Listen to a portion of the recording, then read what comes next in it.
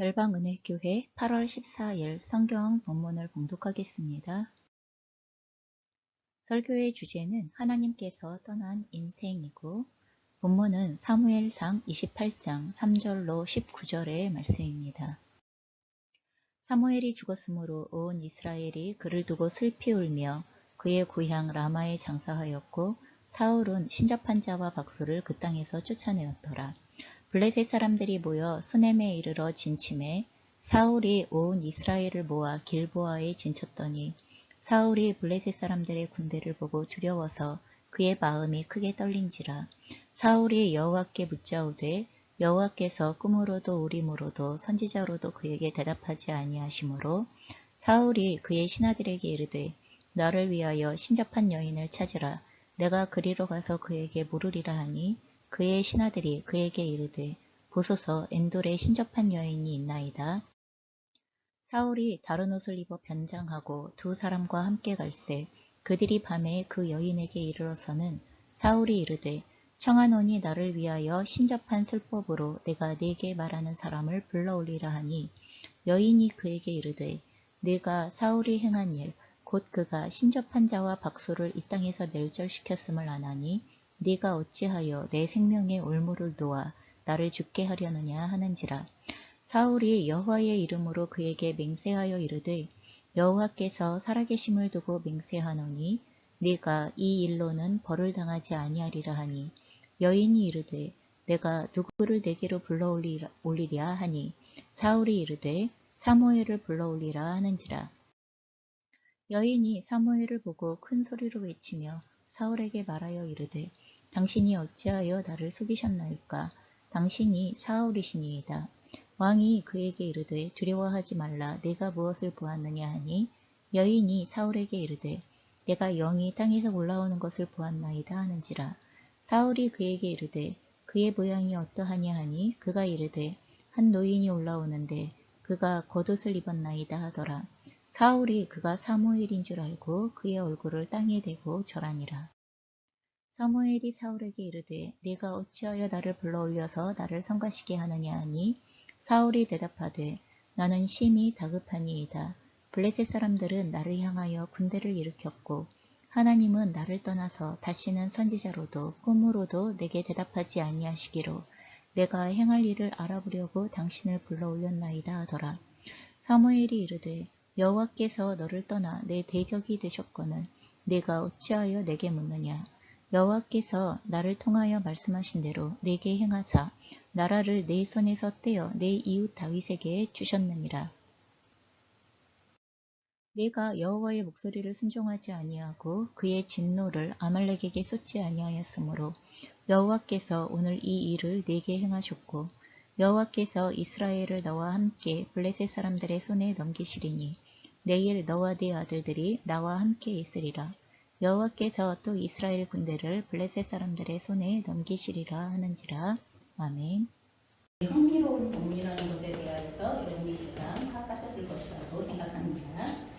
여러분 어떤 사람이 진짜로 그 사람은 어떤 사상 아니면 어떠한 사고, 어떠한 가치체계 그리고 또한 어떠한 목적을 가지고 있는 사람인가 하는 것에 대하여서 제대로 알기를 원한다면 여러분 위기의 상황에 처했을 때 그 사람이 무엇을 의지하고 있는지 그리고 또한 어떤 일을 하는지 살펴보게 되어지면 그 사람에 대한 대강적인 기준들을 저희가 알게 되어집니다. 여러분 평탄한 날이나 그리고 일상의 순조로운 날에서는 다 괜찮은 사람 같아요. 그리고 다 그럴싸한 사람 같아요.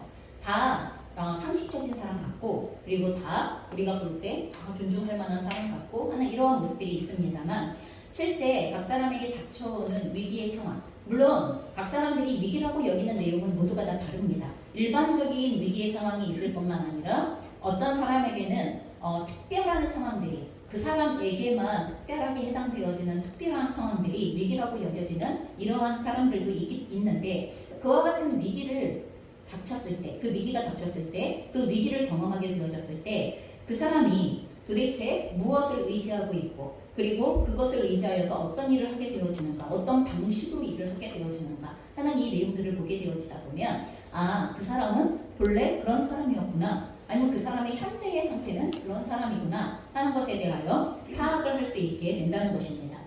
저희가 지금까지 계속해서 사무엘상의 내용들을 살펴보면서 사울 왕은 왕이 되어진 이후에, 그리고 사무엘이 다윗에게 왕의 기름 부음을 받고 난 이후에 다윗을 죽이기 위하여서 사울은 군사를 일으켜서 할 수만 있다면 다윗을 죽이고자 계속되어진 추격전을 벌였던 내용을 알고 있습니다.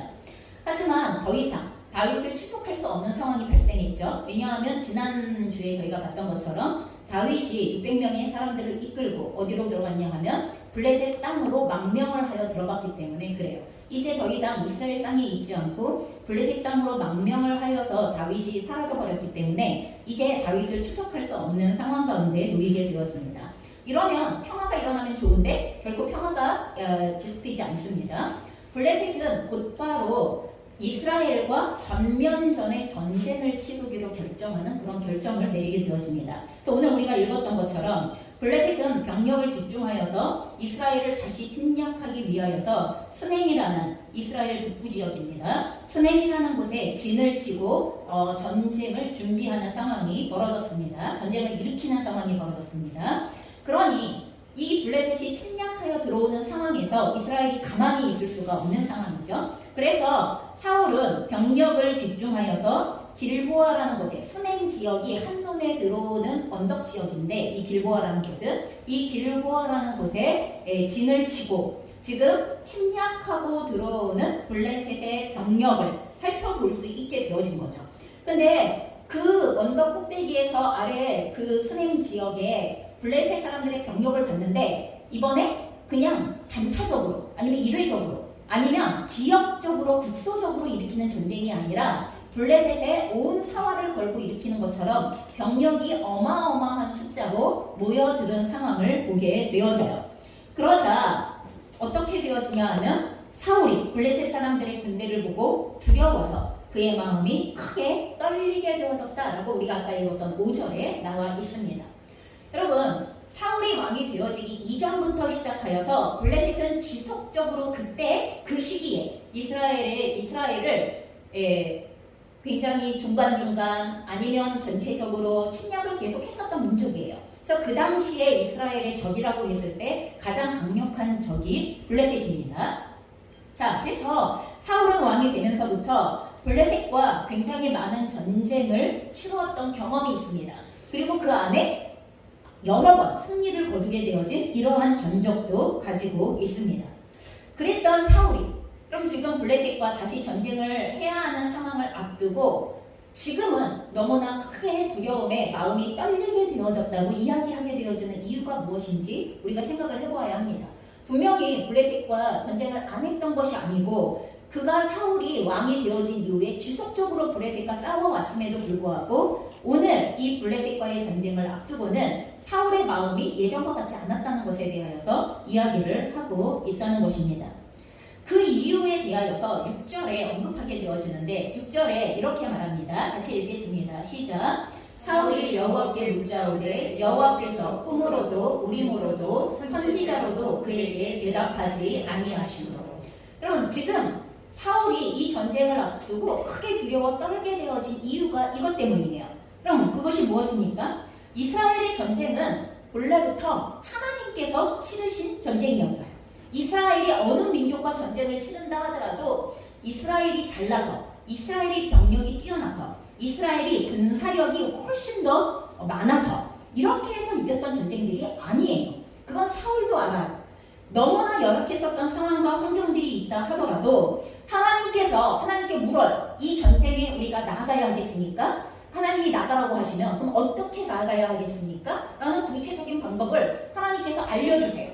그래서 순간순간 이스라엘을 쳐들어오는 침략자들의 그 침략으로부터 이스라엘을 지켜낼 수 있었던 이유, 그 전쟁에서 승리할 수 있었던 이유가 왜 그래요?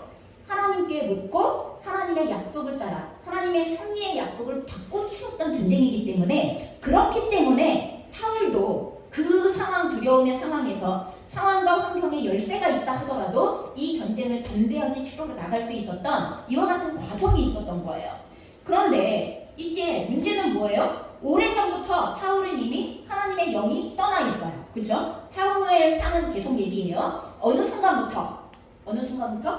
사울이 하나님의 말씀을 순종하지 않았던 순간으로부터 하나님의 영은 떠나게 되어지고 오히려 악신이 사울을 괴롭히는 상태에 놓여져 있었더라고 사무엘상의 본문은 이야기합니다.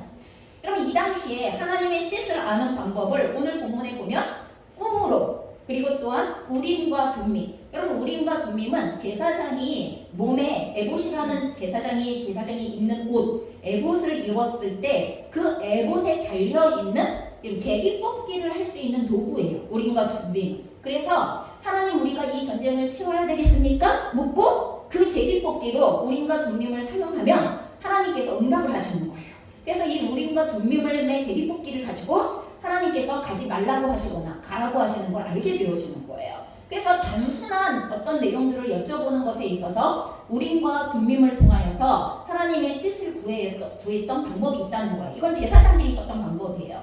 그리고 당시에 하나님의 뜻을 알 수 있는 또 하나의 방식이 선지자들이 하나님의 구체적인 말씀하심의 내용을 듣고 직접 왕에게 와서 이야기해주는 방식. 여러분 그게 우리가 사무엘이 선지자로 사울 왕에게 여러 번 도와주었었던 경험을 가지고 있었던 것을 알고 있고, 우리가 열왕기 상하를 보면 하나님이 계속 엘리야나 엘리사와 같은 선지자들을 보내심을 통하여서 왕들에게 이스라엘을 다스리는 왕들에게 하나님의 뜻이 무엇인지 어떻게 해야 하는지 이런 것들을 전달하는 장면을 저희가 보기에 외워집니다.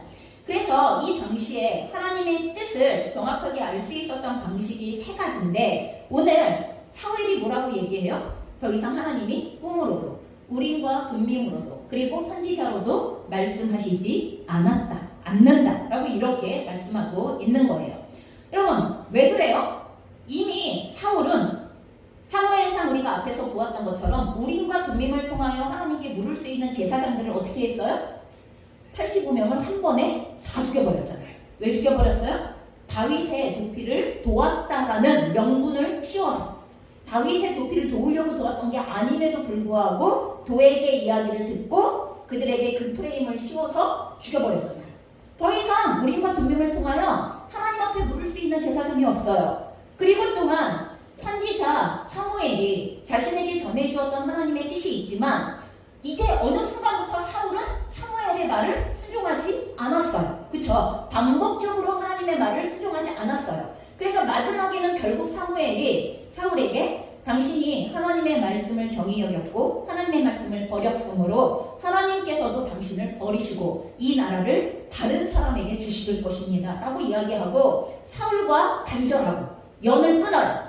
그리고 나서 그의 고향으로 돌아가 버리고 더 이상 하나님의 뜻을 가지고 사울에게 나오지 않은 지가 오래되었을 뿐만 아니라 우리가 오늘 본문 처음에서 봤던 것처럼 이미 이 당시에 이 전쟁이 벌어졌을 당시에 훨씬 이전에 사무엘 선지자는 죽어서 이 땅에 있지 않았다라고 이렇게 기록이 되어져 있습니다.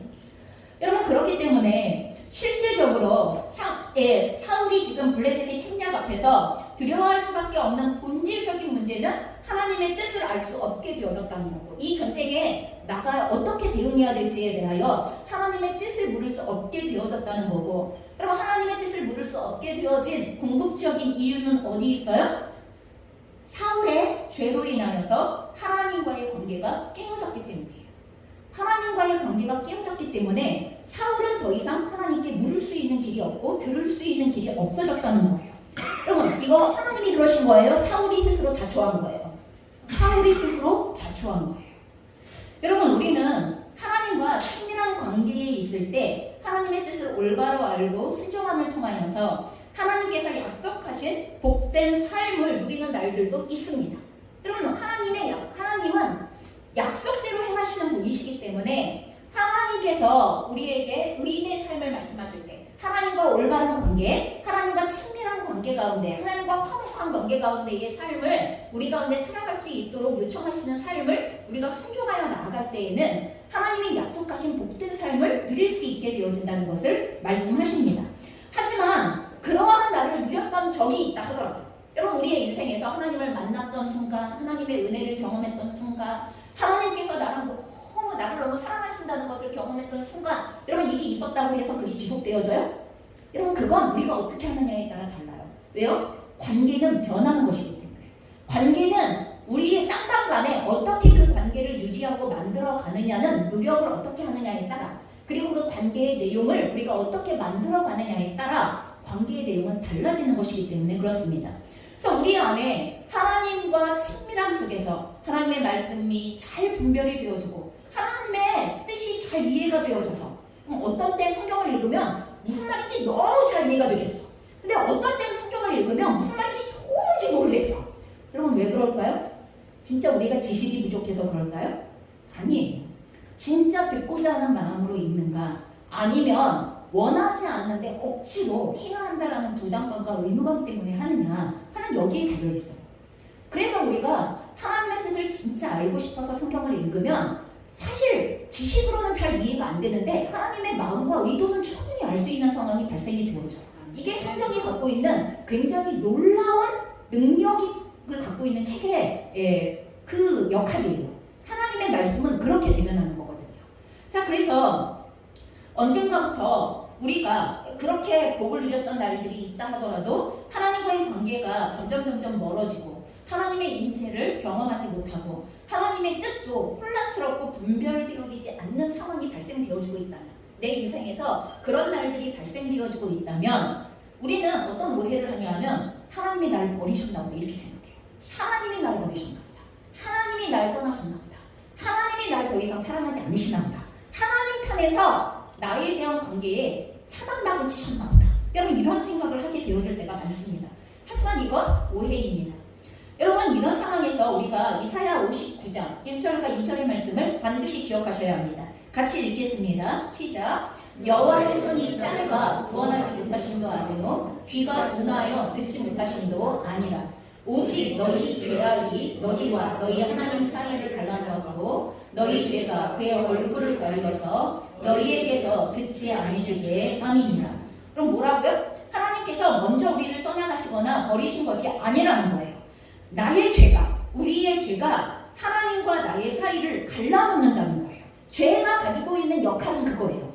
여러분 우리가 죄를 지으면 하나님은 죄와 함께 하실 수 없는 분이시기 때문에, 하나님은 죄를 미워하시는 분이시기 때문에 내가 죄를 선택하는 순간, 내가 죄에 가담하는 순간 하나님이 날 버리시는 게 아니라 하나님과 나 사이가 죄로 인하여 가로막히게 되어진다는 이야기를 하고 있는 거예요. 이거는 죄의 역사예요. 죄를 주관하는 사단의 역사이고, 그리고 죄가 우리의 인생 가운데 끼어들기 시작할 때 하나님과 우리의 사이는 반드시 파괴되어진다는 걸 알려주시는 말씀이에요.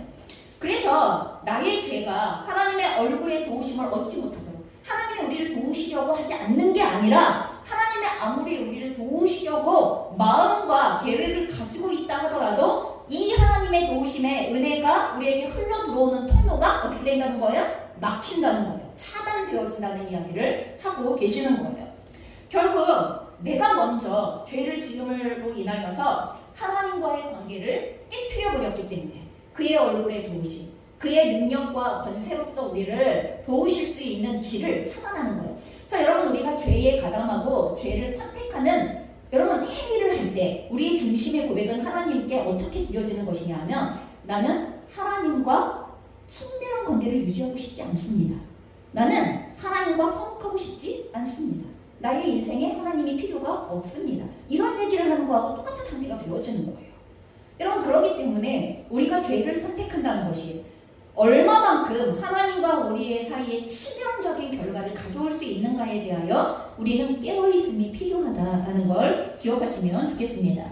자, 그렇다면 지금 우리가 살펴본 말씀대로라면 지금 사울이 처해 있는 두려움의 상황, 블레셋과의 전쟁을 앞두고 있어요. 그들의 병력을 보았을 때 만만하지 않아요. 거기다가 하나님의 음성도 들리지 않아요. 이 전쟁을 어떻게 치러야 할지 도무지 갈피를 잡을 수 없어요. 그래서 사울의 마음은 두렵고 떨리기 시작해요. 여러분 그럴 때, 이때 이 상황에서 사울은 도대체 어떻게 했었어야 되는 것일까요? 어떠한 행동을 했었어야 되는 것일까요? 여러분 할 수 있는 거 딱 한 가지, 뭐예요? 하나님과의 관계를 회복하기 위하여서 죄를 회개해야 되는 거예요. 하나님과의 관계가 깨어졌기 때문에 오는 두려움이에요. 하나님과의 관계가 깨어졌기 때문에 그분의 음성이 들리지 않고 그의 뜻을 모르겠는 거예요. 여러분 그러니 하나님과의 관계를 회복해야 돼요. 하나님과 멀어졌던 관계를 다시 화목으로, 다시 친밀함으로 회복하기 위하여 내가 하나님께 지었던 죄를 고백하고 회개하고 하나님께 용서를 구하고 용서를 받아야 하는 과정을 걸쳐야만 하는 거예요. 하나님의 이끄심과 인도하심을 간절히 바라면서 하나님께 더욱 가까이 나아갈 수 있도록 하나님과의 사이를 막고 있던 죄를 해결해야만 하는 것. 여러분, 이게 두려움에 처했을 때 사울이 했어야만 하는 일, 반드시 했어야만 하는 일에 해당이 되어지는 거죠. 사울이 하나님과의 관계가 깨어진 것은 하나님께서 아말렉 족속을 진멸하라고 명령하셨던 말씀, 이게 최종적인 말씀이셨죠. 하나님께서 그 말씀까지를 불순종하면서 자신의 기준대로 하나님이 진멸하라고 했던 것을 살려두고 그걸 가지고 하나님께 예배드리겠다고 결정했었던 자신의 오름에 그 하나님을 대신했었던 자리, 하나님의 생각보다 내 생각이 오라, 하나님의 방법보다 내 마음이 더 오라, 여러분 이렇게 생각했었던 그것을 하나님 앞에 가지고 나아가야 하는 거예요. 여러분, 죄를 지었던 그때로 돌아가야 돼요. 여러분, 그때의 죄를 덮어놓고 여기에서 또 다른 어떠한 행동을 취하려고 애쓰시면 안 돼요. 여러분이 하나님과의 관계가 끊어졌던 마지막 자리가 어디인지, 도대체 하나님 앞에 어떤 죄로 인하여 하나님과의 관계가 끊어졌던 것인지 그 자리로 반드시 돌아가셔서 거기에 그 죄의 문제를 해결하고 돌이키는 이 행동을 했었어야만 했다는 것입니다. 하나님과의 관계를 파괴했던 죄가 시작되어진 자리로 돌아가 철저하고 진실되게 회개하고 용서를 구하고 하나님의 은혜를 갈망하는 것, 이게 사울이 했었어야만 했던 일이죠. 그러나 사울이 두려움을 해결하기 위하여 취한 방식은 그게 아니었어요. 오늘 우리가 보았던 본문에서 그걸 하지 않았죠. 사울은 뭐 했냐 하면 신하들에게 자신을 위하여서 신접한 여인을 찾으라고 이렇게 신하들에게 요구하고 그리고 그것을 명령했어요. 그리고 신하들은 신접한 여인을 찾아냈어요.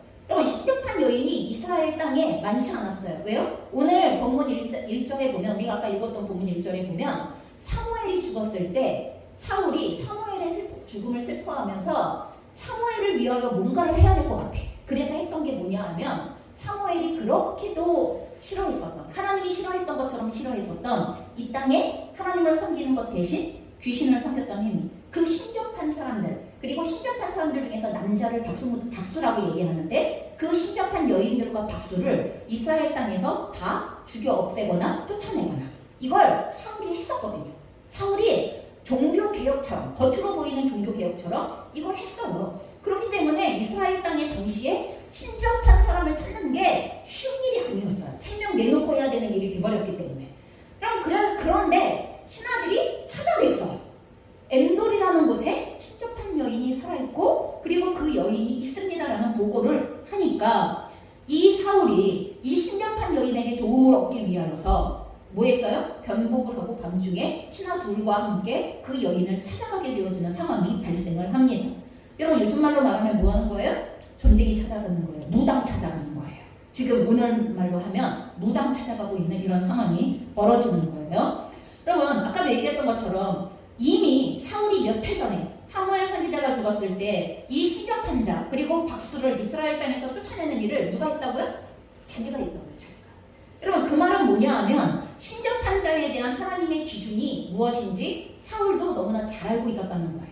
여러분, 저희가 레위기에 나와 있는 이 접신한 자, 신접한 자에 대한 말씀 같이 읽어보도록 하겠습니다. 레위기 20장 6절에서 7절의 말씀인데요. 한 목소리로 같이 읽겠습니다. 시작. 접신한 자와 박수무당을 음란하게 따르는 자에게는 내가 진노하여 그를 그의 백성 중에서 끊으리니 너희는 스스로 깨끗하게 하여 거룩할지어다. 나는 너희의 하나님 여호와이니라. 여러분, 또 하나 레위기 20장 27절인데 같이 읽겠습니다. 남자나 여자가 접신하거나 박수무당이 되거든 반드시 죽일지니 곧 돌로 그를 치라. 그들의 피가 자기들에게로 돌아가리라. 여러분, 접신한 자, 박수가 된 자에 대하여서는 어떻게 하래요? 죽여라. 반드시 그들을 죽여라. 이렇게 말씀. 여러분, 하나님께서 생명을 하찮게 여기셔서 이런 말씀하시는 거예요? 아니에요. 여러분, 반드시 하나님은 공의의 하나님이시기 때문에 하나님께서 이들을 죽이라고 말씀하시는 이유는 이들로 인하여서 수많은 사람들이 악과 죄 가운데로 같이 빠져들어갈 것을 알고 계시기 때문에 말씀하시는 거예요. 자, 그리고 접신한 자, 신접한 자와 박수무당을 따르는 사람들은 어떻게 하래요?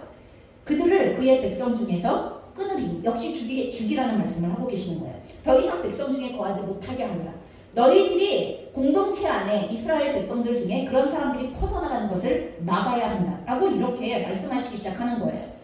여러분 이 말씀을 볼 때 접신이라는 것, 신접한다는 얘기는 하나님의 거룩하심을 기준으로 볼 때 더러운 행위라는 거예요. 오늘 본문에 보면 그렇게 되어져 있죠. 너희는 스스로 깨끗하게 하라. 여러분 이 신접한 자를 따르지 않는 행위에 대하여 자신을 깨끗하게 하는 행위라고 하나님이 그렇게 말씀하시는 것을 저희가 듣게 되어집니다. 그러니 거꾸로 보면 신접하는 행위, 신접하는 자를 따르는 행위는 여러분 이것은 하나님의 거룩함의 기준에서 볼 때 더러운 행위입니다. 왜요? 그것은 귀신을 섬기는 행위이기 때문에 그렇습니다. 그럼 하나님을 섬겨야 할 하나님의 백성이 하나님을 섬기는 것이 아니라 귀신을 섬기는 것, 여러분 이것은 남편이 있는 아내가 또 다른 사람과 외도를 하는 것과 같은 내용입니다. 여러분 그래서 이것을 영적인 음란의 상태라고 성경은 그렇게 이야기를 합니다. 거룩하신 하나님을 섬기는 자가 절대 함께 할 수 없는 행위, 절대로 일어날 수 없는 행위 중에 하나가 그럼 우리가 알고 있는 우상숭배, 신적, 무당짓, 이런 무당을 따르는 짓, 여러분 이것이라고 얘기하고 있는 거예요. 자, 왜요? 귀신은 무당을 통하여서 하나님 대신 섬김을 받기를 원하기 때문에 그렇습니다. 하나님이 받으셔야 할 섬김의 내용을 귀신이 받기를 원하고 있고 귀신이 하나님의 자리를 대신하고 싶어 하기 때문에 이 문제가 발생이 되어지는 것입니다. 거룩하신 하나님을 섬기는 사람은 이 행위에 절대 함께 참여할 수 없어요. 여러분 그래서 성경에 보면은요, 고린도후서에 보면 우리가 하나님을 따를 때 하나님을 따르면서도 실수하여 넘어질 수 있는 죄와 넘어지고 하는 죄가 있어요. 하지만 하나님을 따르는 사람이라면 절대로 손댈 수 없는 죄, 절대로 할 수 없는 죄의 목차 중에 우상숭배가 있습니다. 여러분 그러니 다시 한번 잘 우리가 하나님이 보시는 접신의 기준, 무당을 바라보는 기준, 무당의 행위가 무엇을 하고 있는 행위인가를 잘 기억하셔야 한다는 것입니다. 그래서 하나님은 남자든지 여자든지 상관없이 접신하는 자를 미워하고 가증히 여기고 반드시 그들은 죽게 될 것임에 대하여서 선포하시는 말씀으로 경고하셨고 이스라엘 백성들이 절대 이들과 함께하지 말 것을 강력하게 우리에게 요구하고 계시다는 것을 기억하셔야 합니다. 이사야 8장 19절에는요 이런 말씀도 있어요. 같이 읽어볼까요? 시작! 어떤 사람이 너희에게 말하기를 주절거리며 속살거리는 신접한 자와 마술사에게 물으라 하거든 백성이 자기 하나님께 구할 것이 아니냐 산자를 위하여 죽은 자에게 구하겠느냐 하라. 여러분 우리가 우리의 위험한 상황들 그리고 알 수 없는 우리의 미래의 상황들을 누구에게 물어야 한다고요? 살아계신 하나님, 우리의 생명을 주관하시고 그리고 우리의 삶을 주관하시는 하나님께 물어야 하는 것이 마땅하다는 것입니다. 여러분 우리의 생사화복을 여러분 죽은 자 다시 이야기하여서 생명과 관련이 없는 자들에게 물어서는 안 된다는 이야기를 우리에게 하고 계시는 거예요. 하나님의 백성, 하나님의 자녀들은 모든 삶의 기준을 그렇기 때문에 하나님께 묻는 사람들입니다. 여러분 우리가 그런 사람들을 하나님의 백성, 하나님의 자녀다라고 이렇게 이야기합니다. 그리고 하나님의 말씀을 생명처럼 여기고 그 말씀을 따르는 사람들이 하나님의 백성들입니다. 생명과 삶을 주관하시는 하나님께 오늘도 우리의 인생의 걸음을 의뢰하십시오. 의뢰한다는 말은 다른 말로 하면 하나님께 묻는다는 이야기고 물었을 때 하나님께 듣는다는 말입니다. 하나님께서 무엇이라고 말씀하시는지 성경을 통하여 그리고 또한 공동체의 지체들을 통하여 지도자들을 통하여 그리고 또한 성령의 인도함을 통하여 들으시고 따라가셔야 한다고 말씀하고 있는 것입니다. 자, 변장을 하고 신접한 여인을 찾아간 사울은 자신을 위하여 신접한 이 술법으로 내가 말하는 사람을 불러 올려라 라고 신접한 여인에게 요구합니다. 그러자 이 신접한 여인이 뭐라고 말하냐면 이 일은 사울왕이 이미 몇 해 전에 우리에게 금한 일이다. 이 땅에서 이런 일을 하다가 걸리면 우린 죽는다. 그러니 우리는 이 일을 할 수 없다. 나도 이 일을 할 수 없다. 이렇게 거부해요. 그럼 거부하는데 거기다 대고 뭐라고 사울이 말하는 줄 아십니까? 사무엘상 28장 10절의 말씀인데 저희가 한 목소리로 읽어보겠습니다. 시작! 사울이 여호와의 이름으로 그에게 맹세하여 이르되 여호와께서 살아계심을 두고 맹세하노니 네가 이 일로는 벌을 당하지 아니하리라. 여러분 이게 얼마나 황당한 이야기인지 생각해 보셔야 합니다. 사울은 놀랍게도 하나님의 이름을 걸고 신접하는 일을 해도 죽지 않는다. 그러면 하나님은 반드시 죽일 것이다, 죽는다 이렇게 얘기하셨는데 안 죽는다는 거예요. 네가 이 일을 해도 안 죽을 거야 지금 이렇게. 그러면 선악과 때 뱀이 했던 말이랑 똑같은 말이야. 이 말은 무슨 말인지 아시죠? 선악과 때 하나님이 선악과 따먹으면 너는 반드시 죽어 이렇게 얘기했거든요. 근데 뱀이 와서 뭐라고 얘기했어요? 반드시 죽지 않는다. 정녕 죽지 않을 것이라고.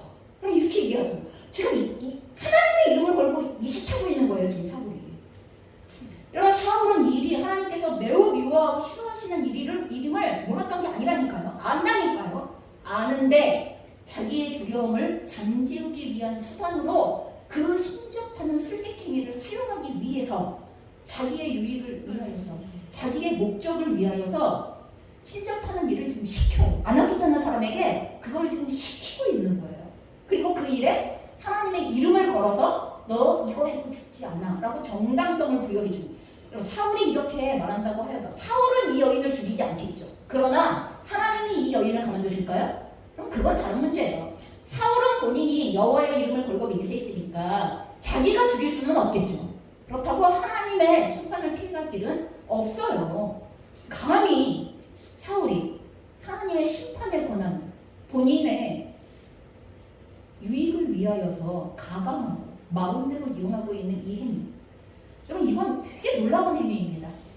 하나님께서 기름 부어 세우셨던 하나님을 대표하여서 이스라엘을 다스리는 왕이 되었던 사울이 오늘 도대체 어디까지 밑바닥을 드러내고 어디까지 타락할 수 있는가라는 것에 대하여서 우리는 그 끝을 보고 있는 장면이 바로 이 장면이라는 것을 기억하셔야 합니다. 자, 그렇게 장담까지 받고 나자 여러분, 이 여인은 영을 불러 올리기 시작하죠. 사울을 시접한 여인에게 사무엘을 불러 올리라 라고 이렇게. 정말 신기하지 않습니까? 사무엘이 그렇게 미워했던 일을 지금 신접한 여인에게 그 당사자를 불러 올리라고 얘기하고 있는 정말 놀라운 일이 벌어지고 있습니다. 그래서 불러 올리라고 말을 했을 때 이 여인이, 신접한 여인이 보기에 사무엘로 보이는 영이 나타납니다.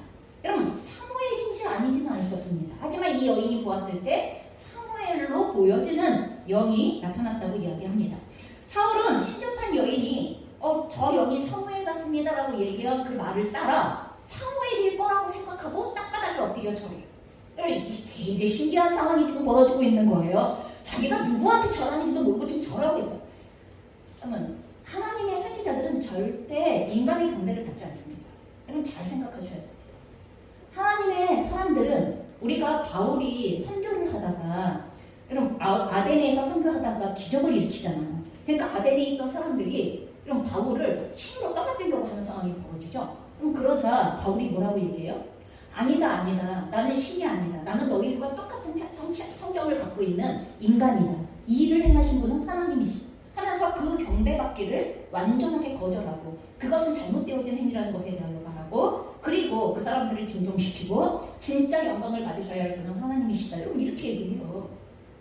오늘 이 사울은 누군지도 모르는 이 영에게 여러분 땅바닥에 엎드려 경배하는 이런 상황이, 절하는 모습이 벌어지기 시작합니다. 그럼 그 이후에 우리가 오늘 읽었던 28장 15절부터 19절까지의 사무엘로 보이는 영광, 그리고 또한 이 사울과의 대화가 이어지는 것을 보게 되어집니다. 여러분, 사울은 사무엘로 보이는 그 영에게 말합니다. 뭐라고 이야기합니까? 나는 지금 심히 다급합니다. 그죠? 너무 다급해서 지금 너무 다급해서 내가 지금 이런 상황에서 당신에게 오게 되어졌습니다 라고 이야기하면서 내가 행할 일을 알아보려고 당신에게 왔습니다 라고 이렇게 이야기를 합니다. 그러자 이 사무엘이 이르되 여호와께서 너를 떠나 내 대적이 되셨거늘 네가 어찌하여 내게 묻냐. 여러분 이 영이 하는 말이 굉장히 정확합니다. 그래서 17절을 보면 여호와께서 나를 통하여 말씀하신 대로 내게 행하사 나라를 내 손에서 떼어 내 이웃 다윗에게 주셨느니라. 내가 여호와의 목소리를 순종하지 아니하고 그의 진노를 아말렉에게 쏟지 아니하셨으므로 여호와께서 오늘 이 일을 내게 행하셨고 여호와께서 이스라엘을 너와 함께 블레셋 사람들의 손에 넘기실 것이다. 내일 너와 내 아들들이 나와 함께 죽을 것이라는 얘기를 하고 있는 거죠. 여호와께서 또 이스라엘 군대를 블레셋 사람들의 손에 넘기시리라. 여러분 이렇게 그 영이 이야기하는 얘기를 듣게 되어집니다. 여러분 여기에서 제가 잠깐 설명드립니다. 오늘 우리가 살펴보는 바로 이 본문, 여러분 이 부분이 바로 성경학자들과 신학자들 사이에서 굉장히 의견이 분분한 난해 본문으로 그렇게 아직도 논쟁이 있어요. 아직도 논쟁거리가 되어지고 있는 그런 본문의 내용입니다. 어떤 사람들은 이 본문에 나타난 사무엘의 말이, 그럼 지금 우리가 읽었던 사무엘의 말이 굉장히 타당성이 있어 보이잖아요. 그리고 어떤 것은 굉장히 정확합니다. 어떤 말은 굉장히 타당성이 있어 보이고 어떤 말은 굉장히 정확합니다. 그리고 결과적으로도 사울은 이 전쟁에서 요나단도 그렇고 모두 다 죽임을 당하게 되어지고 결론적으로 보았을 때에는 이 말이 맞는 것처럼 보여지는 이런 말들이기 때문에 이때 나타났던 영이 진짜 사무엘이고 하나님께서 사무엘의 영을 통하여서 사울에게 마지막 예언을 전한 것이라고 해석하는 분들도 계십니다. 그럼 이게 한편에 왜냐하면 이 내용 자체가 너무나 타당성이 있어 보이기 때문에 그런 것입니다. 자, 또 한편에서는 이때 나타난 사무엘은 귀신의 장난이고 귀신이 사무엘의 모습을 빙자하여서 사울의 형편이 지금 뭐예요?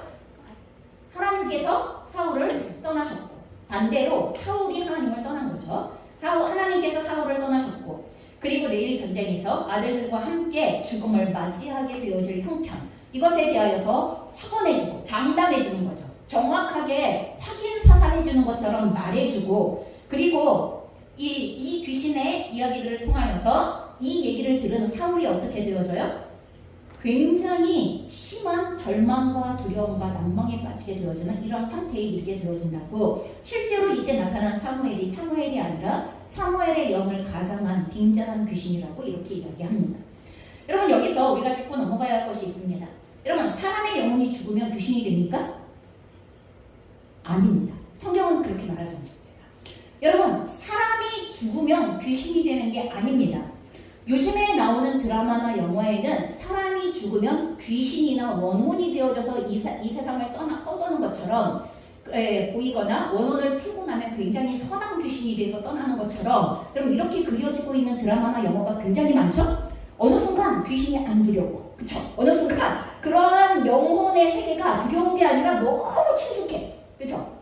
점점 우리는 영을 그리고 귀신을 두려워하는 상태가 되어지지 않고 아주 친근한 내 친구, 그쵸? 나의 친구인 고스트. 여러분, 이렇게 되어져 있는 상태가 되어져 있어요. 만화로도 영화로도 드라마로도 그렇게 되어져 있지만 사람의 영혼이 죽으면 귀신이 되는 거 아닙니다. 성경은 그렇게 절대로 말하지 않습니다. 여러분, 귀신의 정체가 무엇입니까? 하늘의 천사 중 일부가 하나님을 대적하여서 스스로 하나님의 지위를 차지하겠다고 하나님께 반란을 일으켰다가 하늘에서 쫓겨난 사단의 졸개들. 여러분, 그들이 바로 귀신이에요. 여러분, 귀신의 숫자는 늘어나거나 줄어들지 않습니다. 처음부터 끝까지 하늘로부터 쫓겨난 귀신들의 숫자, 사단의 졸개들의 숫자가 그때로부터 지금까지 계속 그대로 유지가 되어지고 있다는 것을 기억하셔야 돼요. 하지만 사단의 편은 늘어나죠. 왜요? 인간이 사단의 편에 가담을 하기 때문에 사단의 편은 늘어날지 모르겠지만, 여러분, 영적인 존재 자체가 우리가 인간의 영혼이 죽어서 사탄이 되고 귀신이 되는 게 아니라는 것을 기억하셔야 한다는 것입니다.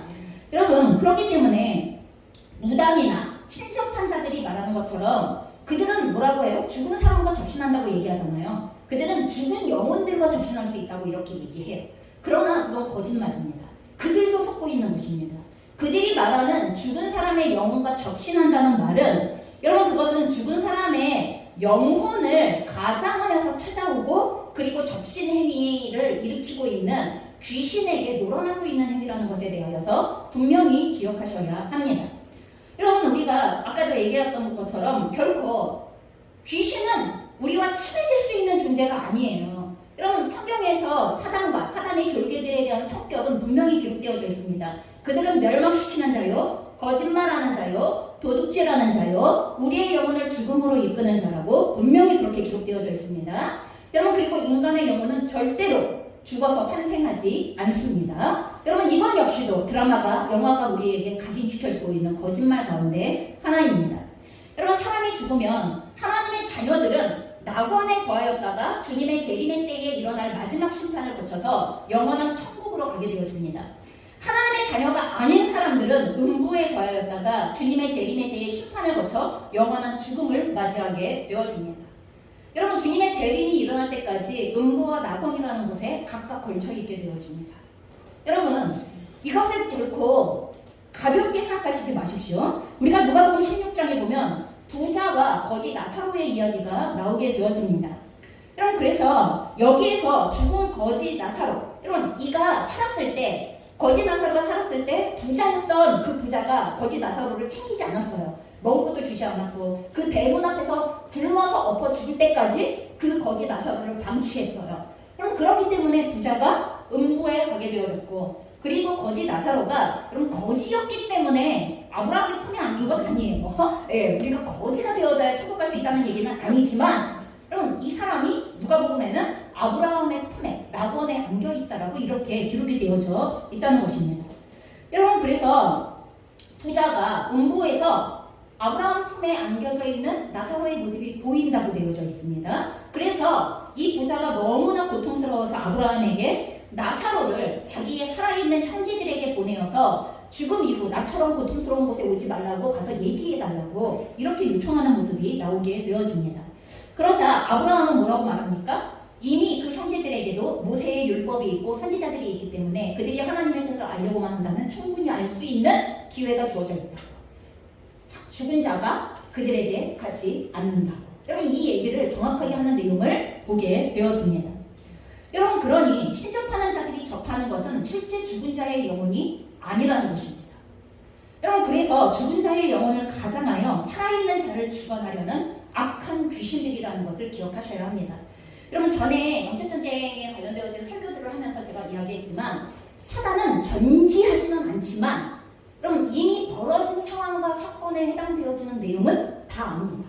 그리고 그러면 성도들이 입 안에 감추고 있는 내용에 대해서는 추측으로만 알 수 있지만 입 밖에 꺼내놓은 것에 대하여서는 정확하게 사단이 압니다.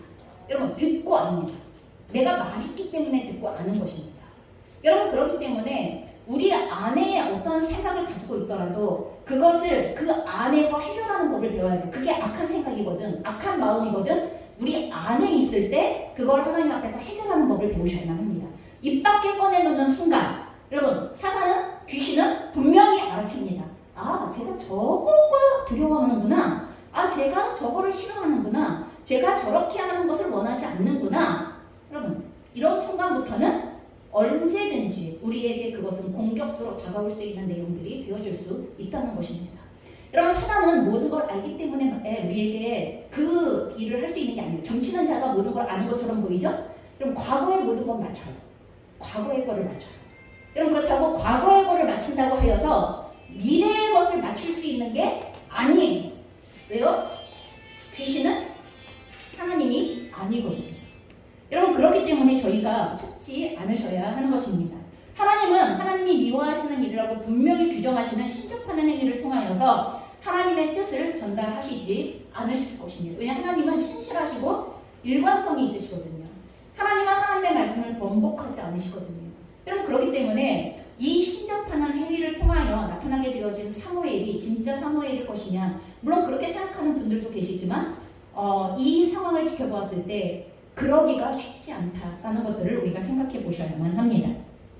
귀신도 많은 것을 알고 있기에 신접한 자들이 하는 말의 많은 부분이 사실과 일치해요. 아까도 제가 얘기했던 것처럼 과거의 일은 정말 귀신같이 마친다고 우리가 얘기한 것처럼 귀신같이 마칩니다. 여러분 그렇기 때문에 마음이 혹하기 시작하면 미래가 끌려다니기 시작하는 거예요. 귀신에게 끌려다니기 시작하는 것입니다. 여러분 그래서 미래에 관한 귀신의 예언은 대부분 확률적이고 통계적이에요. 예, 일어날 수도 있고 일어나지 않을 수도 있는, 하지만 상황상 보았을 때 그럴 법한 내용에 대하여서 이야기할 뿐이에요. 오늘 사무엘로 보이는 영과 사울의 대화를 보면은요, 여러분 이미 사무엘이 살아있을 때 사울에게 했던 말과 똑같은 말들이 이미 있어요. 과거에 했던 말은 똑같은 말들이에요. 이미 아말렉을 진멸하지 못했을 때 그때 사무엘이 사울에게 했던 말과 똑같은 말이 다시 반복되어져서 오늘 파원되어지고 있는 그런 내용이에요. 그럼 이 말이 새로운 말이에요? 아니에요. 귀신도 알아요. 사울이 지금 어떤 상태에 있는지, 사무엘과 어떤 일이 있었는지, 사무엘이 사울에게 뭐라고 얘기했는지 귀신도 알아요. 이 말에 대하여서 말할 수 있다는 거예요. 자, 그리고 블레셋과의 전쟁에서 사울과 사울의 아들들이 죽임을 당하게 될 것이고 이스라엘을 블레셋 사람들의 손에 넘기실 것이라고 전쟁의 결과를 예언하기 시작합니다. 그리고 사무엘상 마지막 31장에 가면 결국 이 말이 그대로 결과가 들어맞는 것처럼 보이게 되어집니다. 그래서 결과적으로 볼 때 이 사무엘의 모습을 한 영이 한 말대로 이루어진 것처럼 그렇게 보이게 되어지는 거죠. 그런데 여기서 한 가지만 더 생각해 보시면 좋겠습니다. 여러분 진짜 사무엘의 영이었다면 여러분 사울을 대면할 사무엘이 뭐라고 말했을까 하는 것을 한번 거꾸로 생각을 해보셨으면 좋겠습니다. 사울의 지금의 영적인 현실, 지금 자기를 불러올리는 이 영적인 현실에 대하여서 적나라하게 사무엘은 경고했을 것입니다. 그리고 뭐라고 말했을 거예요? 사울이 원래 했었어야 할 것, 회개하라고. 네가 지금 해야 할 것은 나를 찾아오는 게 아니라 하나님과 다시 회복해야 한다고. 하나님과의 깨어진 관계를 회개하고 그리고 돌아가야 한다고. 그리고 하나님께 다시 물어야 한다고. 그게 너에게 남아있는 유일한 네가 살아갈 수 있는 길이 되어질 거라고 아마 분명히 사무엘 같으면 이렇게 말하지 않았을까라고 저는 생각을 해보게 되어집니다. 여러분 사무엘은요 자신이 기름 부어 이스라엘의 첫 왕으로 세웠던 사울을 사실 굉장히 사랑했어요. 몹시 아꼈습니다. 그래서 사울이 하나님의 말씀을 어기고 하나님께서 그를 버리신다는 경고를 받았고 그리고 확언을 받았을 때에도 사울은 슬피 울면서 금식하면서 하나님께 사울 때문에 금식하면서 울었어요. 하나님 사울을 어떻게 하면 좋습니까? 하는 것 때문에. 그때 하나님이 말씀하시잖아요. 널 버린 게 아니라 날 버린 거다 라고 얘기하면서 사울의 영적인 상황을 말씀해 주시거든요. 사무엘은 평생 그때 이후로 사울과 얼굴을 마주보지 않았어요. 왜요? 하나님의 사람으로서 그럴 수밖에 없기 때문에 하나님을 저버린 사울과 얼굴을 마주하지 못했지만 사무엘은 언제나 사울을 위하여 중보기도 하고 있던 사람이고 사울을 심히 마음에 사랑하고 있었던 사람이고 안쓰럽게 여기고 있었던 사람이에요. 만일 진짜 사무엘의 영이 사울 앞에 나타났다면 한 번 더 마지막으로 사울이 살 수 있는 길에 대하여 소망을 가질 수 있는 그 하나님의 말씀을 전하지 않았을까라고 저는 그렇게 생각합니다. 사무엘로 보이는 영이 떠나고 어떤 일이 벌어져요? 그 영이 한 말 때문에 사울은 완전히 패닉에 빠져요. 완전히 절망에 빠져요. 두려움에, 더 큰 두려움에, 여기 올 때보다도 이 신접한 여인을 찾아올 때보다도 더 큰 두려움에 사로잡히는 사울의 모습을 봐요. 그래서 삶을 포기해버리고 싶고 낭만으로 아무것도 할 수 없는 상태에 이르릅니다. 그래서 식음을 전폐해요. 물론 그 이전에도 신접한 여인을 찾아오기 위해서 금식기도 하고 왔어요, 사울은. 그런데도 이 얘기를 듣고 난 이후에 더 큰 절망 때문에 아무것도 음식을 입에 댈 수 없는 상태가 되어져 버려요. 여러분, 우리는 하나님의 음성은 언제나 사랑이라는 것을 기억하셔야 됩니다. 설사 징계를 말씀하시며 심판을 말씀하실 때조차 하나님은 우리에게 하나님의 성품인 사랑으로 말씀하세요. 그래서 우리를 살리기 위한 소망 가운데서 말씀하세요. 설사 네가 이렇게 하면 죽는다. 죽지 않기 위해서는 이렇게 해야 한다. 언제나 하나님은 징계와 심판을 얘기하실 때에도 그 심판 뒤에 다시 일으켜 세우실 거야 하는 거에 대한 그 소망을 말씀하시는 거예요. 여러분, 그래서 오늘 사무엘처럼 보이는 이 영이 한 말이 딱딱딱딱 들어맞는 말인 것 같지만 이 말을 듣고 났을 때 사울이 일으키고 있는 반응 뭐예요? 절망, 낭망, 삶에 대한 의지의 완전한 포기. 여러분, 이것이라면 이건 하나님께로부터 오지 않은 말일 가능성이 굉장히 높다는 것을 기억하셔야 돼요. 여러분, 평소에도 그래요. 유명한 종교 지도자가 한 말이기 때문에, 내가 존경하는 누가 한 말이기 때문에 다 맞아요? 그렇지 않을 수 있어요. 그 사람도 그 순간 그 내용만큼은 잘못된 이야기를 할 수 있어요. 그럼 그렇기 때문에 내가 스스로 하나님의 말씀을 참고해서 하나님의 그 말씀을 하시는 마음과 뜻이 무엇인가를 알아보아야 할 필요가 있다는 것을 기억하셔야 한다는 것입니다. 그러면서 누군가의 말을 들으면 들을수록 두려움이 커지고 낭만이 깊어지고 소망이 근절되어진다면 여러분, 그 말은 반드시 의심해 보셔야 합니다.